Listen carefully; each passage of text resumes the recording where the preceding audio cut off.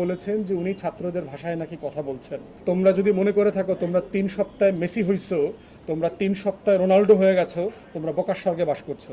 প্রশ্ন হচ্ছে, দেশের সবচেয়ে গুরুত্বপূর্ণ রাজনৈতিক দলের সবচেয়ে সিনিয়র নেতার ব্যাপারে কথা বলার ক্ষেত্রে সবাইকে খুব সতর্ক হতে হবে।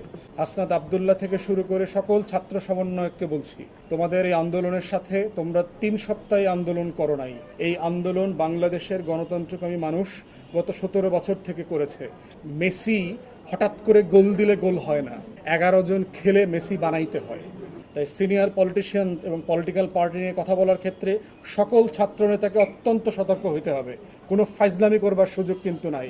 কারণ তোমরা কে কয়জন মারামারি করছো, কোন তারিখ থেকে কোন তারিখ মারামারি করছো, তোমরা কয়জন আহত হয়েছো আর কয়জন নিহত হয়েছো, সব কিছুর গল্প আমরা জানি। তাই তারেক রহমান সম্পর্কে অবশ্যই সমালোচনা করবার অধিকার আছে সবার রাজনীতি হিসাবে, কিন্তু তারেক রহমানকে অথবা কোনো